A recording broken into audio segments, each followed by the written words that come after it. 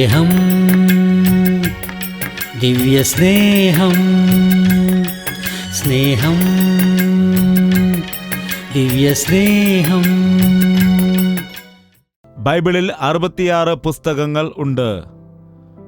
അതിൽ 39 പുസ്തകങ്ങൾ പഴയ നിയമത്തിലും 27 പുസ്തകങ്ങൾ പുതിയ നിയമത്തിലും ആകുന്നു. ഏകദേശം 40 ഗ്രന്ഥകർത്താക്കൾ 1006 വർഷങ്ങളുടെ കാലയളവിൽ 3 വ്യത്യസ്തമായ ഭാഷകളിലായി ബൈബിൾ എഴുതുവാനിടയായി. അവർ പരസ്പരം കണ്ടിട്ടില്ല, സംസാരിച്ചിട്ടുമില്ല. എന്നാൽ പരിശുദ്ധാത്മാവിൻ്റെ പ്രേരണയാൽ എഴുതപ്പെട്ടതുകൊണ്ട് അവർ എഴുതിയ വിഷയങ്ങളെല്ലാം തന്നെ ഒരേ വിഷയത്തിൽ കേന്ദ്രീകൃതമായിരിക്കുന്നു. അതിൽ യേശുക്രിസ്തുവിനെ ഉയർത്തി കാണിക്കുന്നു. എഴുതപ്പെട്ടതായ ലേഖനങ്ങളിൽ ഒരു മാറ്റവും ഉണ്ടായിരിക്കുകയില്ല. നമ്മുടെ ദർശനങ്ങൾ, സ്വപ്നങ്ങൾ ഇവയിലെല്ലാം തെറ്റുണ്ടായേക്കാം. എന്നാൽ ദൈവവചനത്തിൽ ഒരു മാറ്റവുമില്ലാത്തതുകൊണ്ട് നാം ഒരു ദർശനം കണ്ടാൽ, ഒരു സ്വപ്നം കണ്ടാൽ, അല്ലെങ്കിൽ നാം ഒരു ഉപദേശം കേട്ടാൽ അത് ശരിയാണോ തെറ്റാണോ എന്ന് മനസ്സിലാക്കുന്നതിന് നീ ബൈബിൾ മനസ്സിലാക്കിയിരിക്കണം. ബെരോവയിലെ സഭയിലുള്ള ആളുകൾ പൗലോസും ശീലാസും പ്രസംഗിച്ചതിനു ശേഷം അവർ പറഞ്ഞതായ പ്രസംഗങ്ങൾ ശരിയാണോ അല്ലയോ എന്ന് അവർ പരിശോധിച്ച് നോക്കുമായിരുന്നു. എന്നാൽ ഈ അന്ത്യകാലത്ത് എത്രയോ ഉപദേശകന്മാർ ഇറങ്ങി വരുന്നുണ്ട്. ദുരുപദേശം പറയുന്ന ആളുകളുണ്ട്. അന്ത്യകാലത്ത് കള്ളപ്രവാചകന്മാർ വരുമെന്ന് വേദപുസ്തകത്തിൽ പറയുന്നുണ്ട്. അതുകൊണ്ട് ഈ അന്ത്യകാലത്ത് എല്ലാ ക്രിസ്ത്യാനികളും ബൈബിൾ വ്യക്തമായി മനസ്സിലാക്കിയിരിക്കണം. ദൈവത്തിനും നിനക്കും തമ്മിൽ ബന്ധം ഉണ്ടായിരിക്കണം. എല്ലാ ദിവസവും മുഴങ്കാൽ മടക്കി ദൈവസന്നിധിയിൽ പ്രാർത്ഥിക്കണം. ഉപദേശകന്മാരിലോ ദൈവദാസന്മാരിലോ ആശ്രയിക്കരുത്. യേശു കർത്താവിൻ്റെ മേൽ ആശ്രയിക്കുക. പ്രാർത്ഥിക്കുന്നതിന് വേണ്ടി ഞങ്ങളെ വിളിക്കുന്നത് നല്ലതാണ്. ഞങ്ങൾ നിങ്ങൾക്ക് വേണ്ടി പ്രാർത്ഥിക്കും. എന്നാൽ അതിൽ കൂടുതലായി നിങ്ങൾ ദൈവസന്നിധിയിൽ പ്രാർത്ഥിക്കുക. അത് ശീലമാക്കുക. നിങ്ങൾ ദൈവസന്നിധിയിൽ പ്രാർത്ഥിച്ചാൽ അവൻ കേൾക്കും. നിങ്ങൾക്കവൻ മറുപടി നൽകും. ദൈവത്തിനും മനുഷ്യർക്കുമിടയിലുള്ള മധ്യസ്ഥൻ ഒരുവനേയുള്ളൂ. അവനാകുന്നു യേശുക്രിസ്തുവാകുന്നതായ നരൻ. ദാനിയേലിന്റെ പുസ്തകം 5-ാമത്തെ അധ്യായം. ദാനിയേലിന്റെ പുസ്തകം 5-ാം അധ്യായം 1 മുതലുള്ള വാക്യങ്ങൾ. ബെൽഷസർ രാജാവ് തന്റെ മഹത്തുക്കളിൽ 1000 പേർക്ക് ഒരു വലിയ വിരുന്ന് ഒരുക്കി. അവർ കാൺകെ വീഞ്ഞ് കുടിച്ചു. ബെൽഷസർ വീഞ്ഞു കുടിച്ച് രസിച്ചിരിക്കുമ്പോൾ തന്റെ അപ്പനായ നെബൂഖദ്നേസർ യെരൂശലേമിലെ മന്ദിരത്തിൽ നിന്ന് എടുത്തുകൊണ്ടുവന്നിരുന്ന പൊൻവെള്ളി പാത്രങ്ങളെ രാജാവും മഹത്തുക്കളും അവന്റെ ഭാര്യമാരും വെപ്പാട്ടികളും അവയിൽ കുടിക്കേണ്ടതിനായി കൊണ്ടുവരുവാൻ കൽപ്പിച്ചു. അങ്ങനെ അവർ യെരൂശലേമിലെ ദേവാലയത്തിന്റെ മന്ദിരത്തിൽ നിന്ന് കൊണ്ടുവന്നിരുന്ന പൊൻപാത്രങ്ങളെ കൊണ്ടുവന്ന് രാജാവും മഹത്തുക്കളും അവന്റെ ഭാര്യമാരും വെപ്പാട്ടികളും അവയിൽ കുടിച്ചു. അവർ വീഞ്ഞു കുടിച്ച് പൊന്നും വെള്ളിയും താമ്രവും ഇരുമ്പും മരവും കല്ലും കൊണ്ടുള്ള ദേവന്മാരെ സ്തുതിച്ചു. തൽക്ഷണം ഒരു മനുഷ്യന്റെ കൈവിരലുകൾ പുറപ്പെട്ട് വിളക്കിനു നേരെ രാജധാനിയുടെ ചുവരിന് വെള്ളമേൽ എഴുതിയ കൈപ്പത്തി രാജാവ് കണ്ടു. ഉടനെ രാജാവിൻ്റെ മുഖഭാവം മാറി. അവൻ വിചാരങ്ങളാൽ പരവശനായി അരയുടെ ഏപ്പു അഴിഞ്ഞ് കാൽമുട്ടുകൾ ആടിപ്പോയി. മതി. ഇവിടെ ഒരു രാജാവിനെ കാണാം. രാജാവിൻ്റെ പേര് ബെൽഷസർ എന്നാണ്. ഇയാളെ രാജാവായിട്ട് അഭിഷേകം ചെയ്തതായ സമയത്ത് രാജാവായതിൻ്റെ സന്തോഷത്തിൽ ഒരു വലിയ വിരുന്ന് സംഘടിപ്പിക്കുകയാണ്. ഒരു വലിയ വിരുന്നൊരുക്കുവാൻ ഇടയായി. ആ വിരുന്നിലേക്ക് ക്ഷണിക്കപ്പെട്ടവരാകട്ടെ അവനുള്ള അധികാരികളും അവൻ്റെ ഭാര്യമാരും അതുപോലെ വെപ്പാട്ടികളും. അങ്ങനെയുള്ള എല്ലാവരെയും വിളിച്ചു കൂട്ടിയിട്ട് ഇവൻ വീഞ്ഞു കുടിക്കുകയാണ്. ദൈവം ചെയ്തതായ നന്മകളെ ഓർത്തുകൊണ്ട് ദൈവം അനുഗ്രഹിച്ചതായ സമയത്ത് ദൈവത്തെ സ്തുതിക്കുന്നതിന് പകരമായിട്ട് മനുഷ്യൻ അനുഗ്രഹിക്കപ്പെടുന്നതായ സമയത്ത് തിന്നും കുടിച്ചും ആഡംബരങ്ങൾ കാണിക്കാറുമുണ്ട്. നിനക്ക് സമൃദ്ധി ഉണ്ടായിരിക്കുമ്പോൾ, നിനക്ക് ആരോഗ്യമുണ്ടായിരിക്കുമ്പോൾ, നിന്റെ ആവശ്യങ്ങളെല്ലാം നടക്കുന്ന സമയം, നീ നന്മ പ്രാപിക്കുന്ന സമയത്ത് ദൈവത്തെ സ്തുതിക്കുന്നുണ്ടോ?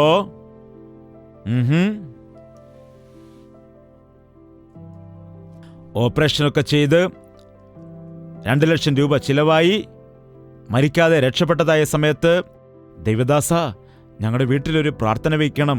എന്തിനാണ്? ജീവൻ രക്ഷപ്പെടാനിടയായി. മരണകരമായ രോഗത്തിൽ നിന്ന് രക്ഷപ്പെടുവാൻ ഇടയായി. അതുകൊണ്ട് സ്തോത്ര പ്രാർത്ഥന വയ്ക്കണം. ആക്സിഡന്റ് ആയിട്ട് കാലൊടിഞ്ഞു പോയി കൃത്രിമക്കാൽ വെച്ചതിന് ശേഷം സ്തുതി പ്രാർത്ഥന വയ്ക്കും. മകന്റെ വിവാഹം നടന്നാൽ ചിലർ സ്തോത്ര പ്രാർത്ഥന വയ്ക്കും. എന്നാൽ എത്ര ആളുകൾ, ദേവദാസ, കഴിഞ്ഞ 10 വർഷമായിട്ട് ഒരു തലവേദന പോലും എനിക്ക് ഉണ്ടായിട്ടില്ല, ഒരു ഗുളിക പോലും ഞാൻ കഴിച്ചിട്ടില്ല, ഞാൻ ആരോഗ്യത്തോടെ ആയിരിക്കുന്നു, ദൈവം നല്ല ആരോഗ്യം എനിക്ക് നൽകാനിടയായി, അതിനുവേണ്ടി സ്തോത്ര പ്രാർത്ഥന വയ്ക്കാം എന്നാരെങ്കിലും പറയാറുണ്ടോ? ഒരു ഓപ്പറേഷൻ പോലും എൻ്റെ ശരീരത്തിൽ ചെയ്തിട്ടില്ല, എൻ്റെ ശരീരത്തിന് ദൈവം നല്ല ആരോഗ്യം നൽകാനിടയായി, എനിക്ക് ഇത്രയും ആരോഗ്യം നൽകിയ ദൈവത്തിന്, അവൻ്റെ കരുതലിന് നന്ദി സൂചകമായൊരു സ്തോത്ര പ്രാർത്ഥന വയ്ക്കുക എന്നാരെങ്കിലും പറയുമോ? കണ്ടില്ലേ, ദൈവത്തിലേക്ക് അടുക്കാത്തത് കൊണ്ട് ദൈവം നമ്മെ വിട്ടുകളയുകയാണ് ചെയ്യുന്നത്. നമ്മെ ഒരു രാജകുമാരനെ ആ കൊട്ടാരത്തിൽ വീട്ടുതടങ്കലിലാക്കാനിടയായി. അവിടെ നിന്ന് താഴേക്ക് നോക്കി ആരെങ്കിലും രക്ഷിക്കുമോ എന്ന് താഴെ ഒരു മനുഷ്യനെ കാണുവാനിടയായപ്പോൾ അയാളെ ഷെന്ന് വിളിച്ചപ്പോൾ അയാൾ കേൾക്കുന്നില്ല. രാജകുമാരന്റെ കയ്യിലൊരു സ്വർണ്ണ വാച്ചുണ്ട്. ആ വാച്ച് ഒരു താഴേക്കിടുവാൻ ഇടയായി. പെട്ടെന്ന് ആ മനുഷ്യൻ ആ വാച്ചെടുത്ത് പോക്കറ്റിൽ ഇട്ടിട്ട് പിന്നെ അങ്ങോട്ട് പരതി നോക്കുകയാണ്. മുകളിൽ രാജകുമാരൻ നിന്നിട്ട്, എടാ ഞാനാണ് തന്നത്, ഒരു നിമിഷം നീ മുകളിലേക്ക് നോക്കുമെന്ന് പറയുന്നു. ഇത് എവിടെ നിന്ന് ലഭിച്ചു, എവിടെ നിന്ന് വന്നുവെന്ന് മുകളിലേക്ക് നോക്കുന്നില്ല, വീണ്ടും അവിടെ പരതുകയാണ്. ഇത് എനിക്ക് കിട്ടിയത് നന്നായി എന്ന് വിചാരിക്കുകയാണ്. ഭൂമിയിൽ നിന്ന് കിളിച്ചു വന്നതാണെന്നാണ് വിചാരിക്കുന്നത് എന്നും പറഞ്ഞ് ഭൂമിയിൽ തന്നെ പരതിക്കൊണ്ടേയിരിക്കുകയാണ്. മുകളിൽ നിന്ന് നോക്കിയിരുന്ന രാജകുമാരൻ മുഷിഞ്ഞിട്ട് വീണ്ടും രണ്ടാമത്തെ കയ്യിലിരുന്ന വാച്ചും ഊരിയിടുവാനിടയായി.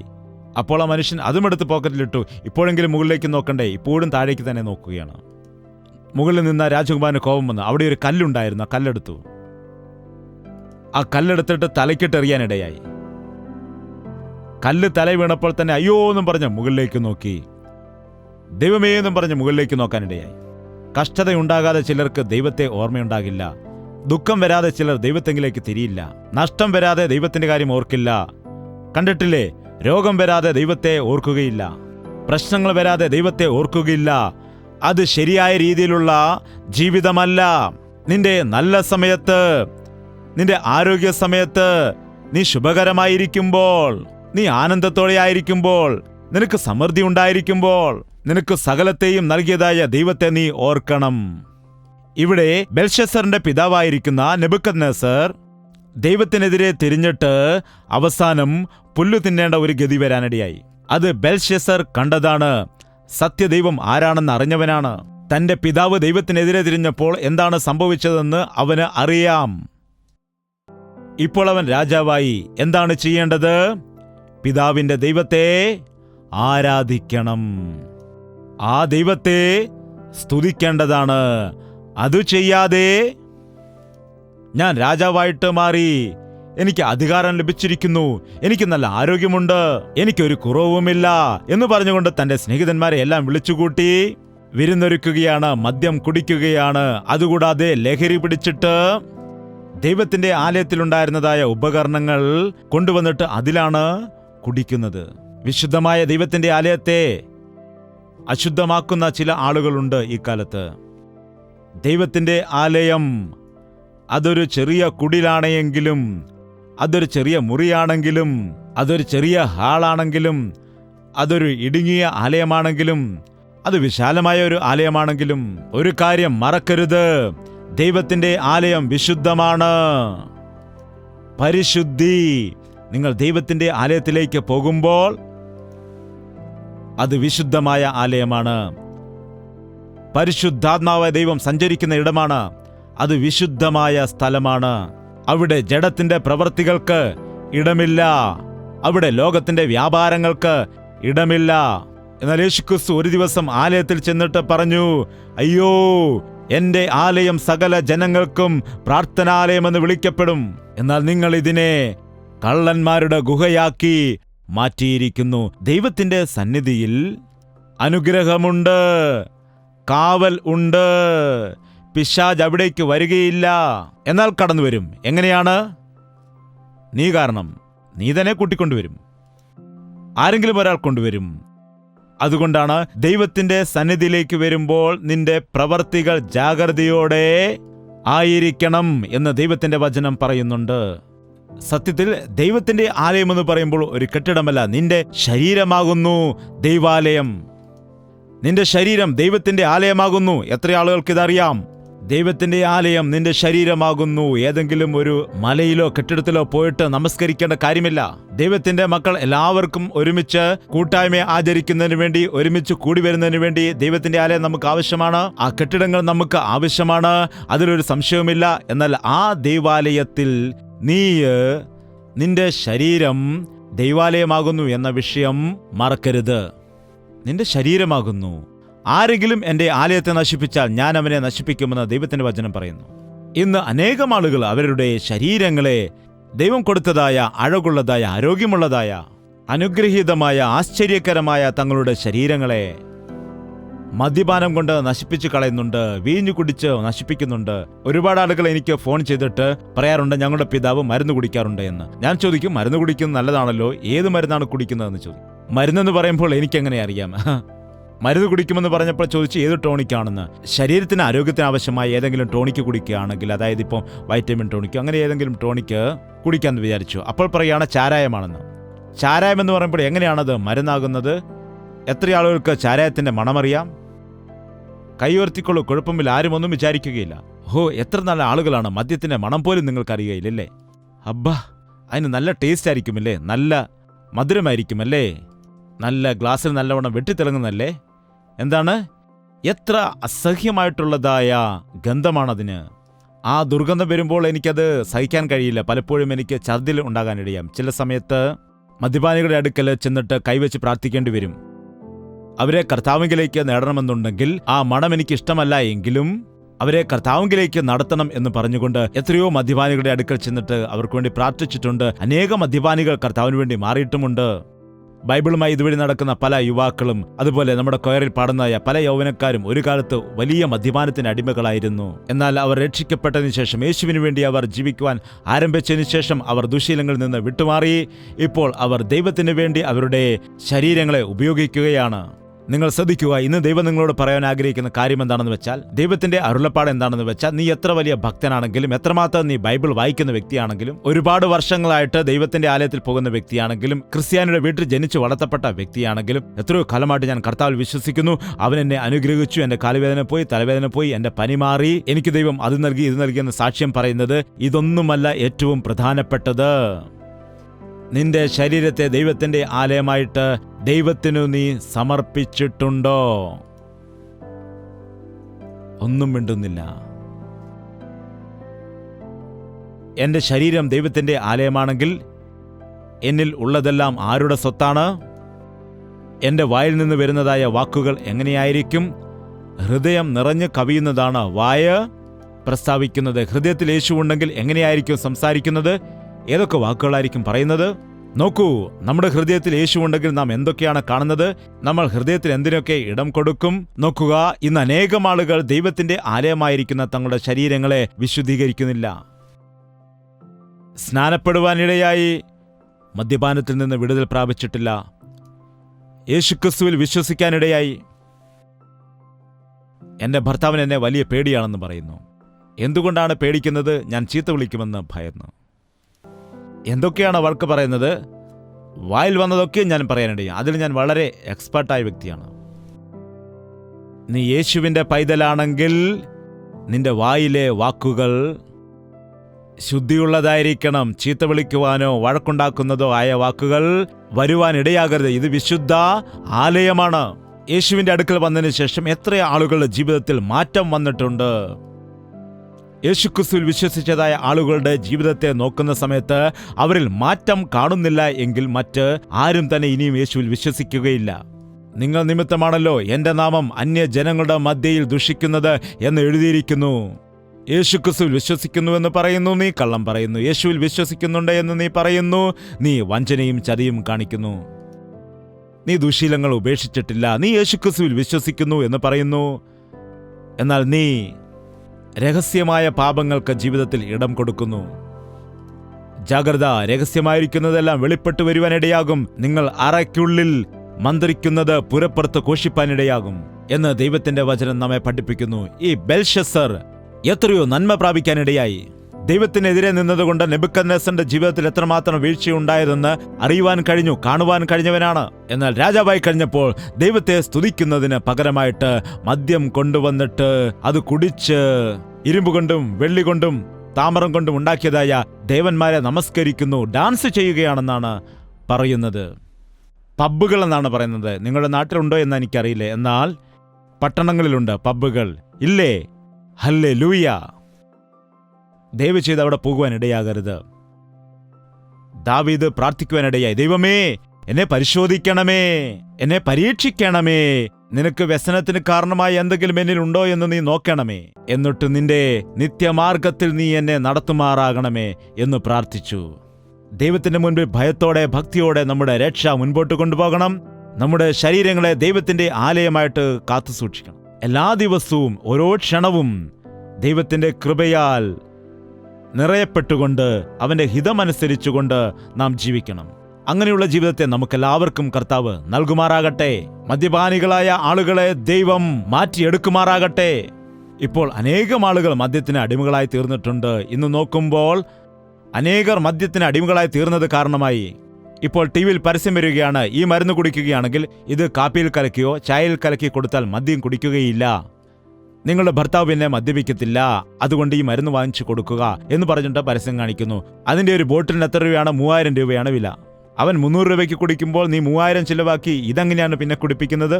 ഇത് 3000 രൂപ കൊടുത്ത് കുടിപ്പിച്ചിട്ട് ഇതുകൊണ്ട് എന്താണ് പ്രയോജനമുള്ളത്? ഒരുപക്ഷെ ഇത് കുടിക്കുമ്പോൾ മാത്രമേ ഉപേക്ഷിക്കുകയുള്ളായിരിക്കും മദ്യപാനം. കറുത്ത കല്ലുകൊണ്ട് ഇടിച്ചാൽ മുറിവേൽക്കുമെന്ന് പറഞ്ഞ് വെളുത്ത കല്ലുകൊണ്ട് ഇടിക്കുകയാണ് ഒരുവൻ. കറുത്ത കല്ലാണെങ്കിലും വെളുത്ത കല്ലാണെങ്കിലും ചുവന്ന കല്ലാണെങ്കിലും കല്ലുകൊണ്ടിടിച്ചാൽ പൊട്ടുന്നത് തലയാണ്. യേശുക്രിസ്തു മാറ്റിയാൽ ഒരു മനുഷ്യന് മാറ്റം വരുന്നു, അല്ലാതെ മരുന്നുകൾ ഒരു മനുഷ്യനെ മാറ്റുകയില്ല. നിന്റെ ഹൃദയത്തെ ദൈവത്തെങ്കിൽ ഏൽപ്പിക്കുക. നിന്റെ ഭർത്താവിന് വേണ്ടി പ്രാർത്ഥിക്കുക, നിങ്ങളുടെ മകന് വേണ്ടി പ്രാർത്ഥിക്കുക, നിന്നെ ദൈവത്തെങ്കിലേക്ക് സമർപ്പിക്കുക. അവൻ നിന്റെ സ്വഭാവത്തെ മാറ്റുവാനിടയാകും. എപ്പോഴാണോ നമ്മുടെ സ്വഭാവത്തിൽ മാറ്റം ഉണ്ടാകുന്നത്, പിന്നീട് നാം പാപം ചെയ്യുന്നതിൽ ആസ്വദിക്കുകയില്ല, പാപം അനുഭവിക്കുകയില്ല, അത് ചെയ്യുവാൻ ഇഷ്ടപ്പെടില്ല. അപ്പോൾ യേശു കർത്താവ് നമുക്ക് നീതിയെ ഇഷ്ടപ്പെടുന്ന മനസ്സ് നൽകും, ദുർനീതിയെ ദ്വേഷിക്കുന്ന മനസ്സ് നൽകും. ഈ കാലത്തുള്ള മദ്യപാനികൾ മാനസാന്തരപ്പെടണമെങ്കിൽ അവർ യേശുവിന്റെ സന്നിധിയിലേക്ക് വരണം. മദ്യപാനികളെ, നിങ്ങൾക്ക് കഷ്ടം. ആ കാലത്ത് തന്നെ ശലോമൻ എഴുതി വെച്ചു, ആർക്ക് കഷ്ടം, ആർക്ക് നിന്ന, ആർക്ക് അപമാനം, ആർക്ക് അനാവശ്യമായിട്ടുള്ള മുറിവുകൾ വീഞ്ഞു കുടിക്കുന്നവർക്കാണല്ലോ. മലയാളം ബൈബിളിൽ പറയുകയാണ്, മദ്യം രുചിച്ചു നോക്കുന്നവർക്കാകുന്നുവെന്ന്. വീഞ്ഞും മദ്യവും ഇളകിമറിയുമ്പോൾ അത് നീ കണ്ട് രസിക്കരുത്. പിന്നീട് സർപ്പം പോലെ അത് നിന്നെ ചുറ്റുവാനിടയാകും. നീ നടുക്കടലിൽ കിടക്കുന്ന പോലെ ആയിരിക്കും. നിനക്ക് ബോധം നഷ്ടപ്പെട്ടു പോകും. ബോധം തിരിച്ചു കിട്ടുമ്പോൾ വീണ്ടും പോയി മദ്യപിക്കുവാനിടയാകും. എത്രയോ യൗവനക്കാർ ഈ കാലത്ത് മദ്യപിച്ച ജീവിതങ്ങളെ നശിപ്പിക്കുന്നുണ്ട്. ഞാൻ മനസ്സിലാക്കുവാനിടയായി. ഞാൻ പഠിച്ചപ്പോൾ മനസ്സിലാക്കിയത് ഇതാണ്, ഏകദേശം എല്ലാ വീടുകളിലും ഒരു മദ്യപാനി വെച്ച് ഉണ്ട്. നിങ്ങൾ കൈ ഉയർത്തേണ്ട ആവശ്യമില്ല, എന്നാൽ നിങ്ങൾ വീട്ടിലും കാണും ഒരു മദ്യപാനി, അല്ലെങ്കിൽ നിങ്ങൾ തന്നെ ആയിരിക്കാം അത്. ചിലർ പറയും, ഞാൻ എപ്പോഴും ഒന്നും കുടിക്കത്തില്ല, ഇടയ്ക്കിടയ്ക്ക് എന്തെങ്കിലും വിശേഷമുണ്ടെങ്കിൽ മാത്രമേ സ്വല്പം കുടിക്കൂ എന്നാണ്. ഇടയ്ക്കൊക്കെ വല്ലപ്പോഴും മാത്രമേ കുടിക്കുകയുള്ളൂ എന്ന് പറഞ്ഞു. ഒരു ബ്രദർ ഇപ്രകാരം പറഞ്ഞു, ഞാൻ അങ്ങനെയൊന്നും കുടിക്കുകയില്ല, ആരെങ്കിലും ഒഴിച്ചു തന്നാൽ മാത്രമേ കുടിക്കൂ എന്ന്. ദയവ് ചെയ്ത് വിശേഷങ്ങളിൽ കുടിക്കുന്ന വ്യക്തിയാണെങ്കിലും വല്ലപ്പോഴും കുടിക്കുന്നവനാണെങ്കിലും ഇന്ന് തന്നെ കർത്താവിലേക്ക് നിങ്ങൾ സമർപ്പിക്കുക. നിങ്ങൾ ആ മദ്യപാനത്തിന് അടിമയായി തീരുന്നതിന് മുൻപ് തന്നെ, ആ ദുശ്ശീലത്തിന് അടിമയായി മാറുന്നതിന് മുൻപ് തന്നെ നിങ്ങളുടെ ഹൃദയത്തെ കർത്താവിന് കൊടുക്കുക. നിങ്ങളുടെ ഹൃദയം ദൈവത്തിന്റെ ആലയമാണ്. ഈ ആലയത്തെ ഈ ലഹരി പദാർത്ഥങ്ങളാൽ നിറയ്ക്കുവാൻ പാടില്ല. അനേകം ആളുകൾ പുക കുടിക്കാറുണ്ടെന്നാണ് പറയുന്നത്. പുക എങ്ങനെയാണ് കുടിക്കുന്നത്? പുക ഗ്ലാസ്സിലാക്കിയിട്ട് കുടിക്കുമോ? ഇല്ല. പുക വലിച്ചു കയറ്റുന്നത് കാണാം. ഒരു ദേവദാസിന്റെ അടുക്കലിരുന്ന ഒരു പയ്യൻ സിഗരറ്റ് വലിക്കുകയാണ്. അപ്പോൾ ദേവദാസൻ മുഖം മറച്ചു പിടിക്കാനിടയി. അന്നേരം പയ്യൻ ചോദിച്ചു, എന്താണ് ദേവദാസ, അങ്ങേക്ക് പിടിക്കില്ലേ എന്ന്. അപ്പോൾ ആ പാസ്റ്റർ തിരിച്ചു ചോദിച്ചു, മകനെ, നിനക്ക് പിടിക്കുമോ എന്ന്. നിനക്ക് പിടിക്കുകയില്ലേ? നിനക്ക് പിടിക്കുമെങ്കിൽ നീ അകത്തേക്ക് വലിച്ചു കയറ്റിയ പുക അവിടെ തന്നെ ഇരിക്കേണ്ടതല്ലേ? പിന്നെന്തുകൊണ്ടാണത് മൂക്കിൽ കൂടെ വെളിയിലേക്ക് വരുന്നത്? നമ്മൾ പച്ചവെള്ളം കുടിക്കുകയാണെങ്കിൽ അത് ശരീരത്തിൽ ചേരുവാനിടയാകും, ശരിയല്ലേ? നമ്മൾ ആഹാരം കഴിച്ചാലും അത് ശരീരത്തിൽ പോയി ദഹിക്കുവാനിടയാകും. എന്നാൽ പുക വലിക്കുകയാണെങ്കിൽ അത് അകത്തൂടെ പോയിട്ട് അത് തിരിച്ച് ഡ്രെന്ന് പറഞ്ഞു വരും. അത് ശരീരത്തിൽ പിടിക്കുകയില്ല. അത് നിങ്ങൾക്ക് ആവശ്യമില്ല. ഒരു ദേവദാസൻ പറഞ്ഞു, കേൾക്കുവാൻ ചെവി തന്നു, മണക്കുവാൻ മൂക്ക് തന്നു, തിന്നുവാൻ വായ നമുക്ക് തന്നു. ഒരുപക്ഷെ പുകവലിക്ക് നമുക്ക് ആവശ്യമായിരുന്നെങ്കിൽ ദൈവം നമ്മുടെ തലയിൽ ഒരു ചിമ്മിനി വെക്കുമായിരുന്നെന്നാണ്. തീവണ്ടിയുടെ പുക പോകുന്നത് പോലെ നാം സിഗരറ്റ് വലിക്കുമ്പോൾ പുക പോകുന്നതിനായി. പുകവലി ആരോഗ്യത്തിന് ഹാനികരമാണ്. പുകവലി കാരണമായിട്ട് ശ്വാസനാളി ദ്രവിച്ചും ശ്വാസകോശത്തിന് പ്രശ്നങ്ങളുണ്ടാകും. ഒരുപാട് യൗവനക്കാർ ഈ കാലത്ത് പുകവലി ഉപേക്ഷിച്ചിട്ട് പുതിയ രീതിയാണ് ചെയ്യുന്നത്. എന്താണ്? പാൻപരാഗെന്നും പിന്നെന്താണ് ഹാൻസ് എന്ന് പറയും. പിന്നെ വേറെന്താണ്? കയ്യിൽ ഞെരടി വയ്ക്കുന്നത്. എന്താണത്? ചൈനയാ? നിങ്ങൾക്കും അതറിയാമോ? ദയവ് ചെയ്ത് നിങ്ങളുടെ ശരീരത്തെ നശിപ്പിക്കുന്നത് നിങ്ങൾ ഉപയോഗിക്കാൻ പാടില്ല. നിങ്ങളുടെ ശരീരത്തെ നിങ്ങൾ ദുരുപയോഗം ചെയ്യരുത്. അല്ല എങ്കിൽ നിങ്ങളുടെ ശരീരം നശിച്ചു പോകുന്നത് മാത്രമല്ല, നിങ്ങളുടെ ആത്മാവ് ദുഃഖിക്കുക മാത്രമല്ല, നിങ്ങൾ നിത്യ നരകത്തിലേക്ക് പോകുവാനിടയാകും. ദൈവത്തിന്റെ ആലയത്തെ നശിപ്പിക്കുന്നവരുണ്ട്. ഈ ബെൽഷസ്സർ വിരുന്നൊരുക്കി മദ്യപിക്കുകയാണ്, നൃത്തം ചെയ്യുന്നു, വ്യഭിചാരം ചെയ്യുന്നു, വെപ്പാട്ടികൾ എന്ന് പറയുന്നു. ഇന്നുള്ള ചില മനുഷ്യർക്ക് ഒരു ഭാര്യ മതിയാകില്ല, കുറെ ഭാര്യമാർ വേണം. നോക്കുക, എത്ര വിചിത്രമാണ്. ഇന്ന് എത്രയോ സ്ത്രീകൾ എനിക്ക് ഭർത്താവിനെ വേണ്ട എന്ന് പറയുന്നത് എന്താണ്? വിവാഹമോചനം നടത്തൂ എന്നെന്നുകൊണ്ട് പറയുന്നു. ഭാരതത്തിൽ നോക്കുമ്പോൾ കോടതി കേസുകളിൽ വക്കീലിന്റെ അടുക്കൽ വരുന്ന ഏറ്റവും കൂടുതൽ കേസുകൾ എന്താണെന്നറിയാമോ? വിവാഹമോചന കേസുകളാണെന്നാണ്. സ്വത്തിനെ കുറിച്ചുള്ളതായ കേസല്ല, അടിപിടി കേസുകൾ അല്ല, ഭാര്യയും ഭർത്താവും തമ്മിലുള്ളതായ പ്രശ്നങ്ങളെക്കുറിച്ചുള്ള കേസുകളാണ് ഏറ്റവും കൂടുതൽ കോടതിയിൽ വരുന്നത്. പിശാചിന്റെ കണ്ണ് കുടുംബത്തിന്മേലാണ്. ഇതിൽ ക്രിസ്ത്യാനികളായിരിക്കുന്ന എത്രയോ ഭാര്യ ഭർത്താക്കാൻ വിവാഹമോചനത്തിന് വേണ്ടി കാത്തിരിക്കുന്നവരുണ്ട്. ഒരുപക്ഷെ അങ്ങനെ തീരുമാനമെടുത്ത ആരെങ്കിലും ഈ സന്ദേശം കേൾക്കുന്നുണ്ടെങ്കിൽ നിങ്ങളുടെ മനസ്സ് മാറ്റുക. നിങ്ങൾ ദൈവത്തോട് പശ്ചാത്തപിക്കുക. നിങ്ങൾ ദൈവത്തിന്റെ സന്നിധിയിൽ ഒരു തവണ വാഗ്ദത്തം ചെയ്തിട്ട് വിവാഹം ചെയ്തതിന് ശേഷം ആ വിവാഹത്തെ എന്താണ് പറയുന്നത്? കഷ്ടത്തിലും വേദനയിലും സമ്പത്തിലും ദാരിദ്ര്യത്തിലും സന്തോഷത്തിലും ദുഃഖത്തിലും നിന്നെ ഉപേക്ഷിക്കാതെ വിട്ടുകളയാതെ 3 മാസം നിന്നോടൊപ്പം കുടുംബജീവിതം നയിക്കും എന്നല്ലല്ലോ. എനിക്കിഷ്ടമുള്ള കാലത്തോളം നിന്നോടൊപ്പം താമസിക്കും. അങ്ങനെയാണെങ്കിൽ അന്ന് വിവാഹത്തിന് അന്ന് തന്നെ പറയണം. ദേവദാസൻ സമ്മതിക്കുകയാണെങ്കിൽ വിവാഹം കഴിക്കുക, കുഴപ്പമില്ല. എന്നാൽ മരണം നമ്മെ വേർപിരിക്കുന്നത് വരെയും നമ്മൾ ഒരുമിച്ച് ജീവിക്കും എന്ന് വാഗ്ദത്തം കൊടുത്തിട്ട് ദൈവത്തിന്റെ മുമ്പാകെയും സഭയുടെ മുമ്പാകെയും വാഗ്ദത്തം ചെയ്യുന്നു എന്ന് വാക്കുകൊടുത്തിട്ട് എന്തിനാണ് നാണമില്ലാതെ കോടതിയിലേക്ക് പോകുന്നത്? അത് ഭയങ്കരമായ പാപമാണ്, വ്യഭിചാര പാപമാണ്. ഭാര്യയെ ഉപേക്ഷിച്ചിട്ട് മറ്റൊരുത്തി വിവാഹം കഴിക്കുന്നവൻ വ്യഭിചാരം ചെയ്യുകയാണ്. ഉപേക്ഷിക്കപ്പെട്ടവളെ വിവാഹം കഴിക്കുന്നവൻ വ്യഭിചാരം ചെയ്യുകയാണെന്ന് യേശുക്രിസ്തു തന്റെ വായ് കൊണ്ട് പറഞ്ഞ വാക്കുകളാണ്, ഞാൻ പറഞ്ഞവയല്ല. എന്നാൽ മോശെ ഉപേക്ഷണ പത്രത്തെ അംഗീകരിച്ചല്ലോ എന്ന് ചോദിച്ചപ്പോൾ അത് നിങ്ങളെ ഹൃദയ കാഠിന്യ നിമിത്തം സമ്മതിച്ചതാണ്, അല്ലാതെ അതൊരിക്കലും ദൈവത്തിന്റെ ഹിതമല്ല എന്ന് പറയുവാൻ ഇടയായി. അപ്പോൾ നിങ്ങളുടെ കുടുംബത്തിൽ ദൈവമുണ്ടെങ്കിൽ നിങ്ങളുടെ കുടുംബത്തിൽ ദൈവത്തിന്റെ സമാധാനമുണ്ടാകാനിടയാകും. നീ യഥാർത്ഥമായി യേശുവിൽ വിശ്വസിക്കുന്ന വ്യക്തിയാണെങ്കിൽ നിന്റെ ഭർത്താവ് എത്ര ദുർമാർഗിയാണെങ്കിലും അവന്റെ മനസ്സ് മാറ്റാൻ വേണ്ടി പ്രാർത്ഥിക്കുകയാണല്ലാതെ ആ മനുഷ്യനെ മാറ്റുവാൻ വേണ്ടി ഒരിക്കലും നീ പരിശ്രമിക്കുക ഇല്ല. ഇപ്പോൾ ചിന്തിക്കുക, നിങ്ങളുടെ കുടുംബത്തിൽ സമാധാനമുണ്ടോ? ഭാര്യയും ഭർത്താവുമായ നിങ്ങളുടെ മധ്യയിൽ ഐക്യതയുണ്ടോ? എനിക്കറിയാവുന്ന ഒരു കാര്യമാണ്, നാം ഇപ്പോൾ ഒരു സാധാരണ ഒരു ഭാര്യയെ വിളിച്ചിട്ട്, എല്ലാവരും പറയില്ലായിരിക്കാം, എന്നാൽ ഏറെക്കുറെ മിക്ക ആളുകളും പറയും, ചോദിക്കുകയാണ്, സഹോദരി നിങ്ങളുടെ കുടുംബജീവിതം എങ്ങനെ പോകുന്നു? നിങ്ങളുടെ ഭർത്താവ് നല്ലവനാണോ? നിങ്ങളെ നല്ലവണ്ണം നോക്കുന്നുണ്ടോ എന്ന് ചോദിച്ചാൽ എന്തു പറയും?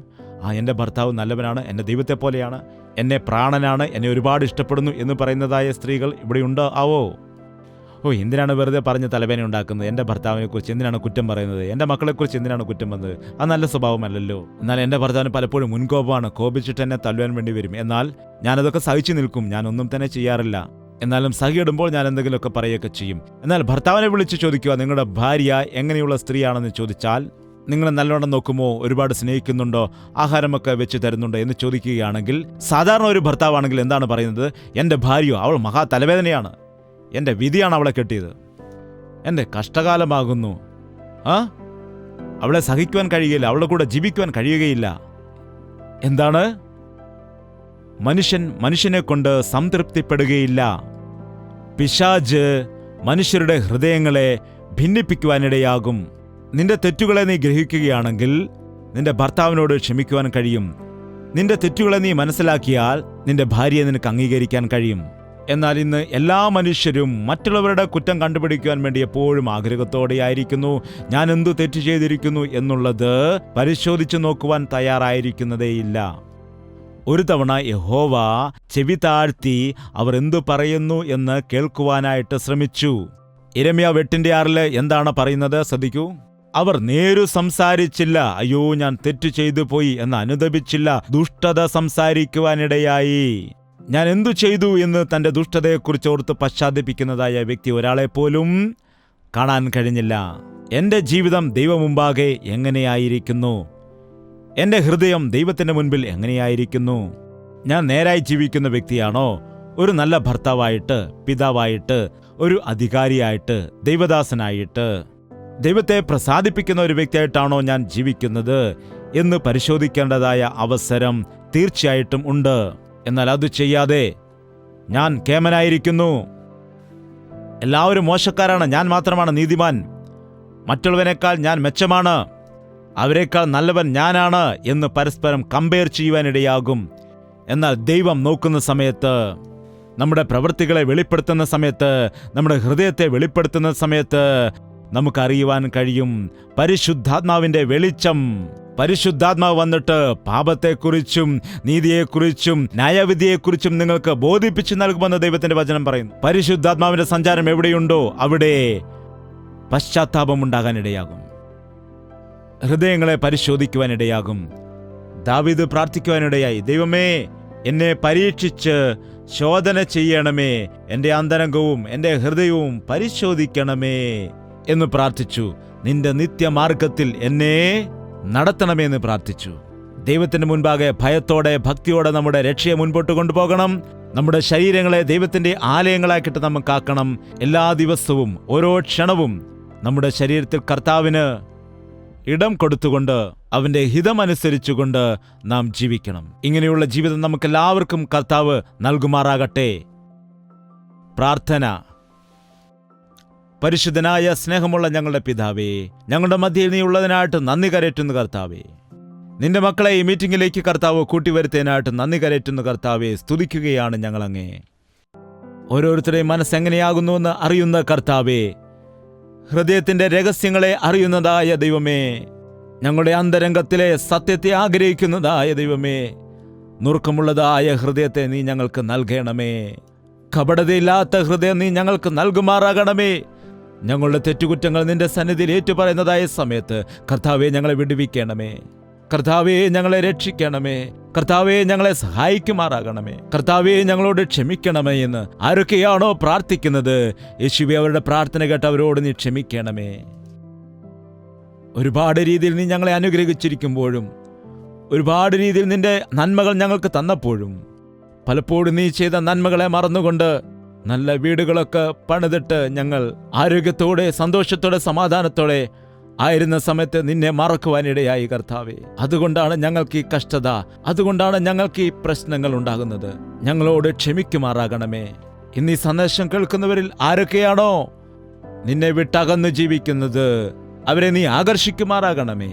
ആരൊക്കെയാണോ നിന്നെ ദുഃഖിപ്പിച്ചു കൊണ്ടിരിക്കുന്നത്, അവരെ നീ ഇന്ന് ദർശിക്കുമാറാകണമേ. മദ്യപാനത്തിന്റെ ദുശീലത്തിന് അടിമയായി കിടക്കുന്ന അനേകം ആളുകളെ നസ്രയനായ യേശുക്രിസ്തുവിന്റെ അധികാരമുള്ള നാമത്തിൽ വിടുവിക്കുകയാണ് കർത്താവേ. ഈ വചനം കേൾക്കുന്ന ഒരു മദ്യപാനി പോലും വീണ്ടും ആ മദ്യത്തിന് ജീവിതത്തിൽ ഇടം കൊടുക്കാതെ വണ്ണം പുതിയ സ്വഭാവത്തെ അവർക്ക് നീ കൊടുക്കുമാറാകണമേ. അവരുടെ ഹൃദയദൃഷ്ടി നീ പ്രകാശിപ്പിക്കുമാറാകണമേ. കഠിന ഹൃദയങ്ങളെ മൃദുവാക്കി മാറ്റണമേ. ഈ ദിവസം പരിശുദ്ധാത്മാവിന്റെ വലിയ പ്രവൃത്തികൾ ഇത് കേൾക്കുന്ന എല്ലാവരുടെയും ജീവിതത്തിൽ നീ നടത്തുമാറാകണമെന്ന് പ്രാർത്ഥിക്കുന്നു. കർത്താവെ, ഞങ്ങൾ പിരിഞ്ഞു പോകുന്നുവെങ്കിലും നിന്റെ ആത്മാവ് ഞങ്ങളെ പിന്തുടരുവാനായിട്ട് നീ സഹായിക്കുമാറാകണമേ. പുതുക്കം പ്രാപിച്ച ഹൃദയത്തോടുകൂടി, നന്ദി നിറഞ്ഞതായ ഹൃദയത്തോടുകൂടി, വിശുദ്ധമായ ഹൃദയത്തോടുകൂടി, പ്രാണൻ നൽകിയ കർത്താവിനെ സ്നേഹിക്കുന്നതായ ഹൃദയങ്ങളെ ഞങ്ങൾക്കെല്ലാവർക്കും നീ നൽകുമാറാകണമേ എന്ന് യേശു ക്രിസ്തുവിന്റെ നാമത്തിൽ അപേക്ഷിക്കുന്നു പിതാവേ. നമ്മുടെ പിതാവായ ദൈവത്തിന്റെ സ്നേഹവും പുത്രനായ യേശു ക്രിസ്തുവിന്റെ കൃപയും ആശ്വസിപ്പിച്ച് വഴി നടത്തുന്ന പരിശുദ്ധാത്മാവിന്റെ കൂട്ടായ്മയും സഹവാസവും നാം ഓരോരുത്തരോടും, നാം പ്രാർത്ഥിച്ച സകല വിഷയങ്ങളോടും, ഈ പ്രാർത്ഥനയ്ക്ക് വേണ്ടി ഹൃദയങ്ങളെ തുറന്നിരിക്കുന്ന എല്ലാവരോടും എന്നേക്കും ഉണ്ടായിരിക്കുമാറാകട്ടെ. ആമേൻ, ആമേൻ, ആമേൻ. യേശുവേ യേശുവേ യേശുവേ യേശുവേ യേശുവേ യേശുവേ യേശുവേ യേശുവേ നിന്നെ നിന്നെ എന്നും ഞാൻ സേവിക്കും നീ മാത്രം രാജാവെന്നും നിന്നെ നിന്നെ എന്നും ഞാൻ സേവിക്കും നീ മാത്രം രാജാവെന്നും യേശുവേ യേശുവേ യേശുവേ യേശുവേ യേശുവേ യേശുവേ യേശുവേ യേശുവേ യേശുവേ യേശുവേ യേശുവേ